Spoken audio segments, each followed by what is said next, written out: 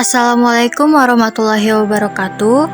Perkenalkan, nama saya Alia Putri Kinanti dari IPS 4. Di sini saya akan menjelaskan materi tentang 5 ancaman negara yang biasanya disebut Ipolexos Budankam.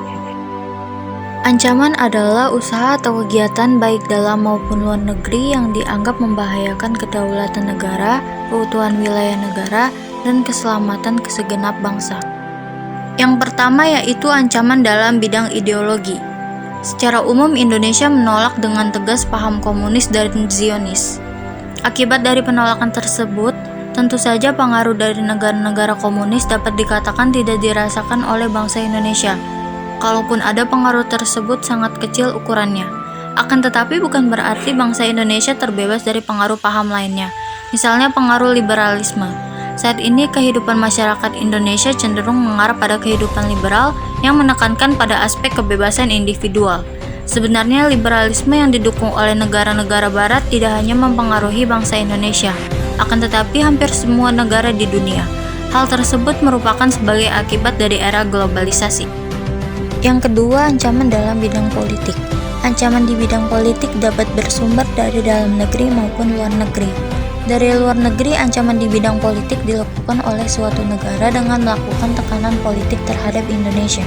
Intimidasi, provokasi, atau blokade politik merupakan bentuk ancaman non-militer berdimensi politik yang seringkali digunakan untuk menekan negara lain. Kedepan, bentuk ancaman yang berasal dari luar negeri diperkirakan masih berpotensi terhadap Indonesia yang memerlukan peran dari fungsi pertahanan non-militer untuk menghadapinya. Sebagai contoh, ancaman berdimensi politik yang bersumber dari dalam negeri adalah penggunaan kekuatan berupa pengerahan massa untuk menumbangkan suatu pemerintahan yang berkuasa atau menggalang kekuatan politik untuk melemahkan kekuasaan pemerintah. Selain itu, ancaman separatisme merupakan bentuk lain dari ancaman politik yang timbul di dalam negeri. Yang ketiga, ancaman dalam bidang ekonomi. Pengaruh globalisasi perekonomian merupakan suatu proses kegiatan ekonomi dan perdagangan di mana negara-negara di seluruh dunia menjadi satu kekuatan pasar yang semakin terintegrasi tanpa rintangan batas teritorial negara. Globalisasi perekonomian mengharuskan penghapusan seluruh batasan dan hambatan terhadap arus modal, barang, dan jasa. Ketika globalisasi ekonomi terjadi, batas-batas suatu negara akan menjadi kabur dan keterkaitan antara ekonomi nasional dengan perekonomian internasional akan semakin erat. Globalisasi perekonomian di satu pihak akan membuka peluang pasar produk dari dalam negeri ke pasar internasional secara kompetitif. Sebaliknya juga membuka peluang masuknya produk-produk global ke dalam pasar domestik.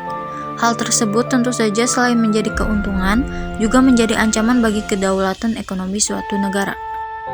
Yang keempat, ancaman dalam bidang sosial budaya. Ancaman bidang sosial budaya dapat dibedakan atas ancaman dari dalam dan dari luar. Ancaman dari dalam ditimbulkan oleh isu-isu kemiskinan, kebodohan, keterbelakangan, dan ketidakadilan. Isu tersebut menjadi titik pangkal timbulnya permasalahan, seperti premanisme, separatisme, terorisme, kekerasan, dan bencana akibat perbuatan manusia. Isu tersebut akan mengancam persatuan dan kesatuan bangsa, nasionalisme, dan patriotisme. Yang kelima, ancaman dalam bidang pertahanan dan keamanan. Seiring berjalannya waktu, proses penegakan pertahanan dan keamanan dalam Negara Kesatuan Republik Indonesia tidak semudah yang dibayangkan atau semudah dalam pembicaraan bersifat teoritis semata. Masih adanya masalah teror dan konflik SARA yang terjadi pada suatu wilayah memiliki tujuan yang sama, yaitu tidak ingin bangsa Indonesia hidup damai dan tentram. Oleh karena itu, lemahnya penegakan hukum dan keadilan harus terus ditingkatkan. Semakin berbunculan masalah di suatu wilayah mengakibatkan hilangnya tingkat kewibawaan hukum dan kemerosotan wibawa para penegaknya.